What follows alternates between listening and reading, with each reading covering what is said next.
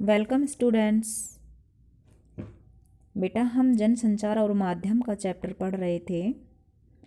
Part first video मैं बना चुकी हूँ, आप देख चुके होंगे। इसका पार्ट सेकंड आप देख रहे हैं। जनसंचार का सामान्य अर्थ लोगों के आपस में विचार या सूचनाओं या जानकारी तथा भावनाओं का संकेतों के द्वारा आदान प्रदान करना होता है। यानी विभिन्न सूचनाएं जो होती हैं उनको किन संकेतों से हम एक दूसरे से साझा करते हैं या शेयर करते हैं, यही जनसंचार होते हैं। साधारणतः संचार शब्द जो है किसी भी बात को आगे बढ़ाने या उसे चलाने या फैलाने के काम आता है। संचार शब्द जो है वो किसी बात को क्या करता है, आगे बढ़ाता है, चलाता है या उसको फैलाता है, उस सूचना को।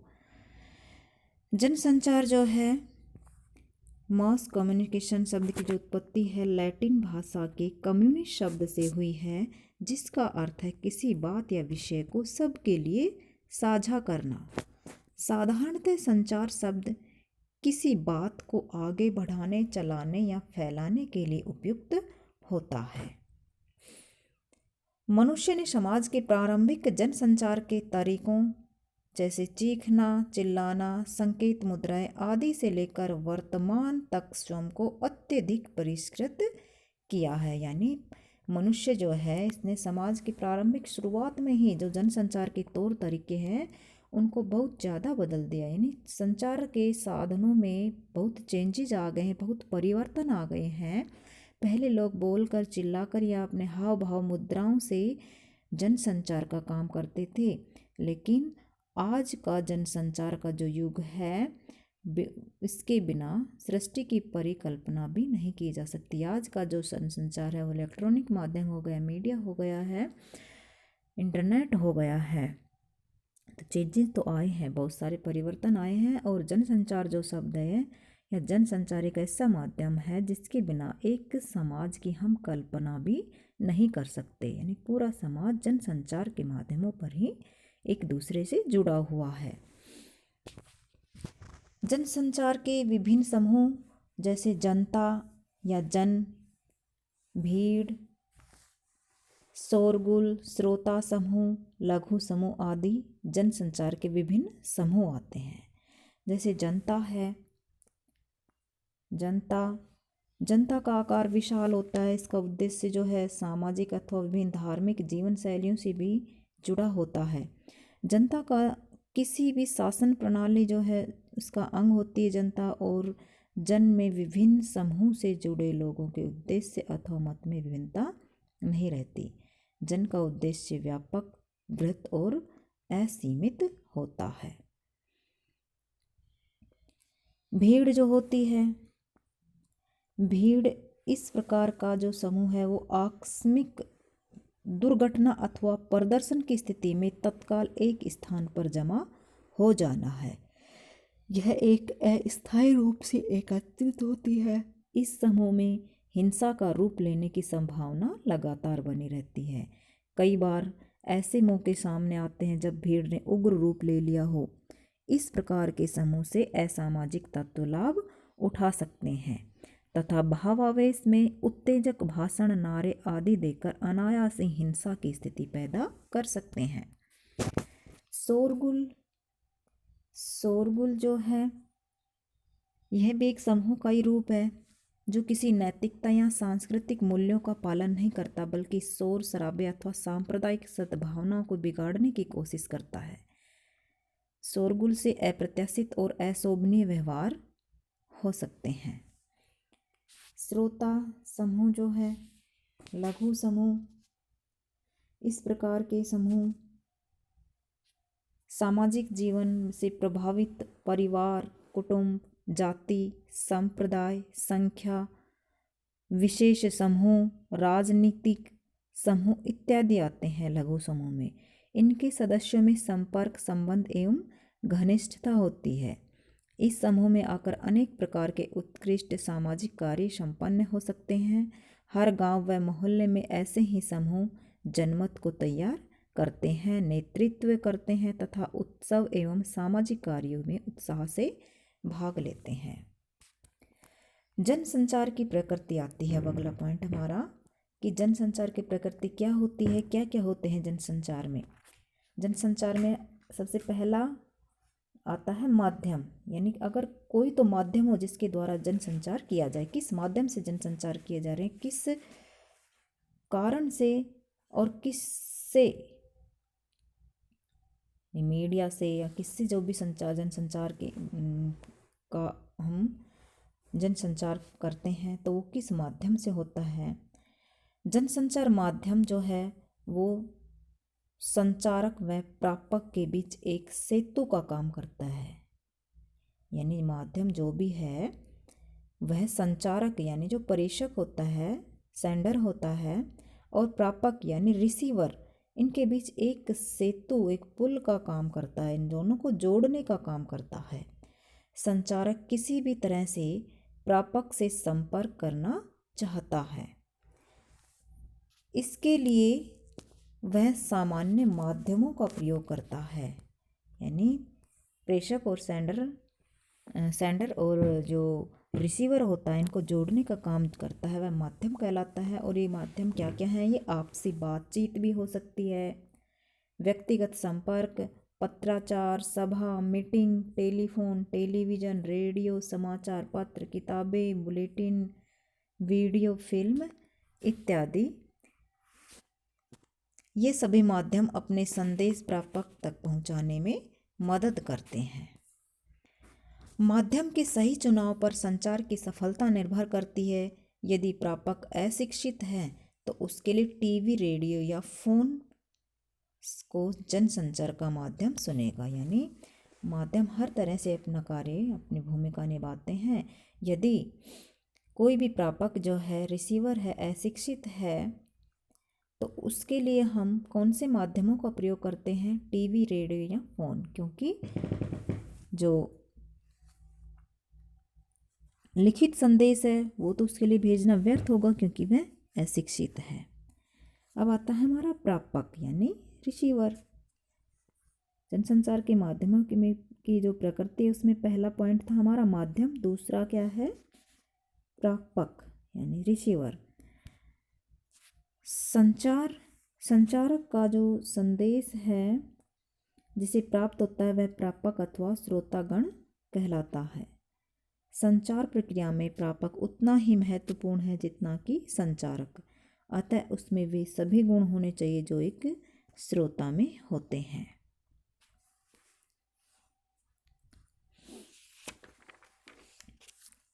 अगला हमारा आता है प्रकृति में, जनसंचार की प्रकृति में फीडबैक। फीडबैक एक महत्वपूर्ण भूमिका निभाता है, यानी प्रतिपुष्टि। जब प्रापक या रिसीवर संचारक से संदेश प्राप्त करता है तो उस पर उसकी प्रतिक्रिया भी आती है। यही प्रतिक्रिया फीडबैक कहलाती है।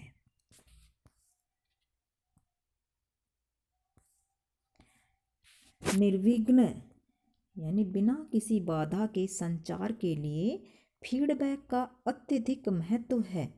फीडबैक बताता है कि संदेश की व्याख्या कैसे की गई। यह एक व्यक्ति के द्वारा दूसरे को तुरंत प्राप्त होना चाहिए। अब आता है हमारा जनसंचार की विशेषताएं। जनसंचार की मुख्य विशेषताएं निम्नलिखित हैं। जनसंचार प्रक्रिया में विशाल क्षेत्र में बिखरे हुए ग्राहकों तक शीघ्रता से संपर्क हो जाता है। यानी जो एक बहुत बड़े क्षेत्र में, बहुत बड़े एरिया में कोई भी सूचना देनी होती है तो जनसंचार के जो माध्यम होते हैं इनसे वो सूचना पहुंच जाती है, सीमित समय में सभी लोगों के संपर्क में आ जाती है। बिखरे हुए से प्रापकों से यहाँ तात्पर्य है कि प्रापक जो है, प्राप्त करने वाला है, एक स्थान पर सीमित नहीं होते बल्कि वे दूर दूर तक फैले होते हैं और सभी प्रापकों की, रिसीवरों की जो पृष्ठभूमि है वो अलग अलग होती है।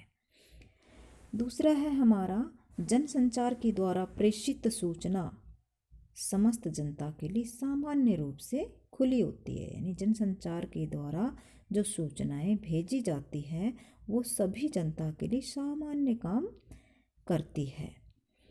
जनसंचार की प्रक्रिया सुस्पष्ट तथा इसका ढांचा भी सरल और सुस्पष्ट ही होता है, यानी सब लोगों के आसानी से समझ में आने वाला होता है। इसकी प्रक्रिया स्पष्ट होती है। प्रतिपुष्टि जनसंचार प्रक्रिया को प्रभावी बनाती है। जो प्रतिपुष्टि है, फीडबैक है, वो संचार की प्रक्रिया को प्रभावी बनाती है। जनसंचार माध्यम से जो मिली सूचनाएं होती हैं उन पर प्रापक की क्या प्रतिक्रिया है और सूचनाओं पर उसका कितना और क्या प्रभाव पड़ा है, ये जानकारी हमें फीडबैक से, प्रतिपुष्टि से ही मिलती है। जनसंचार के विकास ने भौगोलिक एवं समाज की सीमाओं को तोड़ दिया है। जनसंचार के कारण ही आज ग्लोबल विलेज की परिकल्पना साकार हो रही है, यानी एक वैश्विक गांव की, पूरा विश्व एक गांव के रूप में ये परिकल्पना जो है वो साकार हो रही है। ये सब जनसंचार के साधनों के माध्यम से ही हो रही है। आज हम घर बैठे हर जगह, हर क्षेत्र की सूचनाएं आराम से पा सकते हैं और उन पर कार्यवाही भी कर सकते हैं, जो कि इंटरनेट से आजकल सब कुछ संभव हो रहा है। जनसंचार एक प्रहरी अथवा द्वारपाल की भांति सजग होकर समाज की प्रत्येक गतिविधि पर निगरानी रखे हुए है, निगाह रखे हुए, यानी समाज में जो भी गतिविधि होती है वो हमें जनसंचार के माध्यमों, जो टीवी है, अखबार है, इनके माध्यम से हम तुरंत ग्रहण कर लेते हैं, यानी सभी सूचनाओं के टच में हम रहते हैं। अब आता है जनसंचार के घटक। तो जनसंचार के प्रमुख घटक हैं संचारक या प्रेषक यानी सेंडर, संदेश यानी मैसेज, प्राप्तकर्ता रिसीवर, प्रापक, माध्यम यानी मीडिया, फीडबैक प्रतिपुष्टि और शोर, ये सब जनसंचार के घटक। इन तत्वों का होना जरूरी है। ये सब कार्यवाही जो है संचारक, प्रेषक, संदेश, प्रापक, माध्यम, फीडबैक और शोर, ये इनके द्वारा जनसंचार की पूरी प्रक्रिया कंप्लीट होती है, घटित होती है। अगला है हमारा जनसंचार का महत्व। क्या क्या है जनसंचार का महत्व, हमारे लिए किस लिए काम आता है, क्या महत्व है जनसंचार का? सूचना अथवा जानकारी। जनसंचार का महत्व विभिन्न तथ्यों, संदेशों, विचारों, पर्यावरण और हमारे जीवन का एक महत्वपूर्ण अंग है। देश विदेश में परिस्थितियों की सही समझ विकसित करने तथा उचित प्रतिक्रिया देने के लिए उपयुक्त निर्णय लेने की दृष्टि से उल्लेखनीय है। यानी जो जनसंचार है ये हमें सूचना और जानकारी प्रदान करता है। दूसरा है हमारा शिक्षा, यानी जनसंचार से हमें शिक्षा प्राप्त होती है तथा ऐसे माध्यमों से हमारा बौद्धिक विकास के साथ साथ हमारा चारित्रिक निर्माण भी होता है। अगला है मनोरंजन, नाटक, नृत्य, कला, साहित्य, संगीत, हास्य कला, खेलकूद आदि का संकेतों, चित्र, ध्वनियों तथा चित्रों द्वारा विकास करना, जिससे व्यक्तिगत तथा सामूहिक मनोरंजन एवं आनंद की हमें प्राप्ति होती है। समाजीकरण, सामान्य ज्ञान का भंडार उपलब्ध कराना, जिससे लोगों को अपने समाज में प्रभावशाली सदस्य के रूप में जीने में सहायता मिले तथा सामाजिक संबद्धता विकसित हो। इस तरह यह सार्वजनिक जीवन में सक्रियता सम्मिलित होने का अवसर हमें प्रदान करता है। अगला है प्रेरणा। प्रत्येक समाज में तात्कालिक एवं परम लक्ष्यों की प्राप्ति और निजी पसंद एवं आकांक्षाओं को प्रेरित करने तथा समस्त लक्ष्यों की खोज में व्यक्तिगत या सामुदायिक क्रियाओं को विकसित करने में जनसंचार की महत्वपूर्ण भूमिका है। अगला है वाद विवाद और परिचर्चा। तथ्यों जो है, विभिन्न प्रकार के तथ्यों को प्रकट करके उनका हम आदान प्रदान करके सामाजिक समस्याओं पर भी हम वाद विवाद कर अपने विचारों को प्रकट कर सकते हैं। एकीकरण, यह उन सभी लोगों, समूह तथा देशों तक विविध संदेशों को, बहुत सारे संदेशों को पहुंचाता है जिन्हें एक दूसरे को समझने, तथा दूसरों के रहन सहन, उनके विचारों, उनकी आकांक्षाओं और मूल्यांकन करने की आवश्यकता है। इससे हमें सामाजिक एकीकरण में वृद्धि होती है, सामाजिक एकीकरण में वृद्धि मिलती है, बढ़ोतरी होती है। अगला है सांस्कृतिक पदोन्नति। सांस्कृतिक तथा कलात्मक रचनाओं के प्रसार द्वारा अतीत की परंपरा को सुरक्षित रखने, संस्कृति के विकास के लिए व्यक्तिगत ज्ञान की सीमा को विस्तृत करने, रचनात्मक कल्पना शक्ति जागृत करने तथा सुरुचिपूर्ण आवश्यकताओं एवं रचनात्मकता को प्रोत्साहन देने में जनसंचार की महत्वपूर्ण भूमिका रही है। अब आता है अगला पॉइंट हमारा, जनसंचार के माध्यम क्या क्या हैं। तो समाचार पत्र, पत्रिकाएं, रेडियो, टेलीविज़न, सिनेमा, इंटरनेट, ये सब क्या है, हमारे जनसंचार के माध्यम है। आज का जो स्मार्टफोन है, जनसंचार के माध्यमों ने जो है वैश्विक गांव में परिवर्तित कर दिया है। पूरे विश्व को एक वैश्विक गांव, ग्लोबल विलेज में परिवर्तित कर दिया है और वसुधैव कुटुंबकम की अवधारणा को भी चरितार्थ कर दिया है। जनसंचार के माध्यमों से जो संप्रेषक और श्रोता है, इसके बीच की सूचनाओं को आदान प्रदान होता है, वो अत्यंत सरल हो जाता है। इससे मनोरंजन एजेंडा, विभिन्न तरह के एजेंडाओं का निर्धारण, विचार विमर्श और बहुमत निर्धारण, मनोरंजन, शिक्षा का संचरण, ज्ञान मूल्यों का विकास आदि का भी विकास होता है। अब आता है जनसंचार के जो माध्यम है, इनके प्रकार कौन कौन से हैं। तो जनसंचार के माध्यम दो तरह से हैं। पहला है परंपरागत माध्यम और दूसरा है आधुनिक माध्यम। तो परंपरागत माध्यम में क्या क्या आते हैं। परंपरागत जो माध्यम है, इन्हें लोक माध्यम भी कहा जाता है और इसकी शुरुआत सांकेतिक माध्यमों से होती है। जिस तरह से प्राचीन गुफा चित्र मानव समाज एवं विचार माध्यमों के उत्तरोत्तर विकास की गाथा भी कहते हैं। गुफाओं में जो भित्ति चित्र होते, दीवारों पर चित्र बने होते हैं, जैसे महाराष्ट्र में एलोवेरा की गुफाएं जो है देखते हैं, इनसे हमारे पूर्वजों की जो है संकेत मिलते हैं, सूचनाएं मिलती हैं, उनकी कल्चर के बारे में हमें पता चलता है, हमें उनकी संस्कृति के बारे में पता चलता है। उनकी शब्द लिपि आविष्कार के साथ साथ संचार एवं जनसंचार ने एक नई दिशा भी प्राप्त की। जैसे चित्र हैं, भित्ति चित्र, मूर्तिकला, संगीत, नृत्य, काव्य, ये सभी जनसंचार के माध्यमों के अंतर्गत आते हैं, जो कि परंपरागत जनसंचार के माध्यम हैं। इनके अलावा लोक कथाएँ जो हैं हमारी, ललित कलाएँ, लोक संदेश हैं, ये भी जनसंचार का सुदृढ़ माध्यम बने हुए हैं। लोक नृत्य, कठपुतली, स्वांग, बाइस्कोप, खेल तमाशा, लोक संगीत, लोक नाट्य, जैसे लोक नाट्य में हमारी रामलीला है, कीर्तन है, कव्वाली है, लावणी, तमाशा, नौटंकी, पंडवाणी, ये सभी जनसंचार के क्षेत्र में अत्यधिक महत्व रखते हैं, अत्यधिक अद्भुत योगदान देते हैं।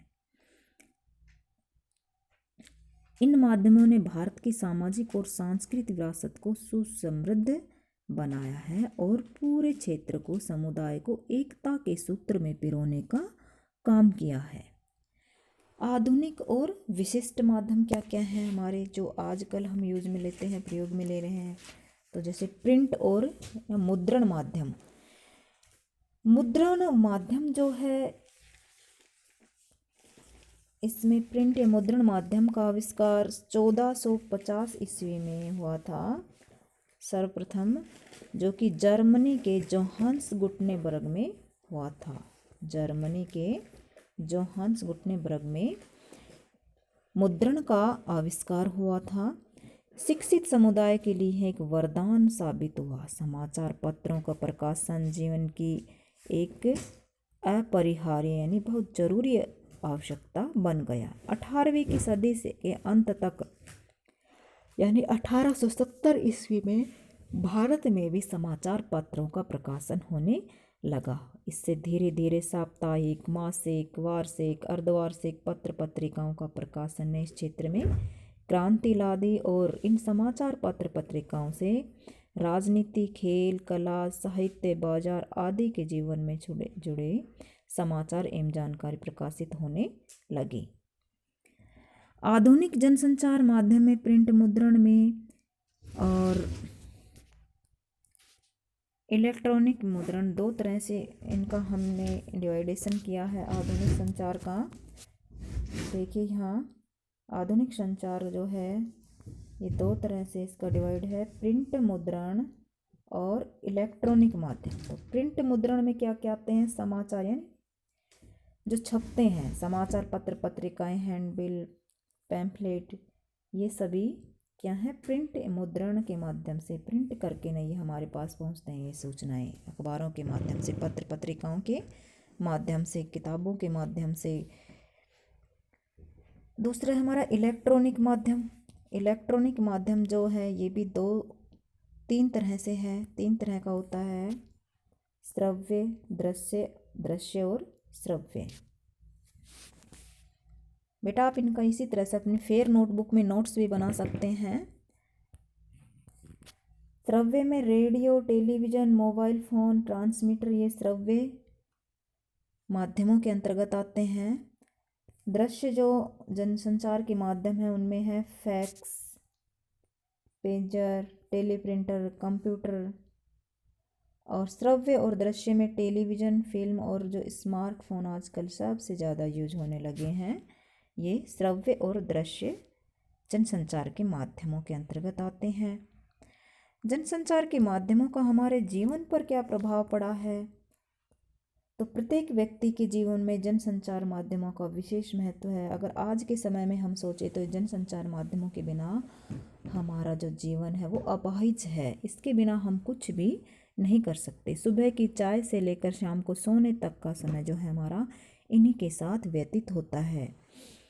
प्रातःकाल सर्वप्रथम लोग अखबार के माध्यमों से सूचनाएं प्राप्त करते हैं। दिन भर की खबरें रेडियो, इंटरनेट के द्वारा प्राप्त की जाती है।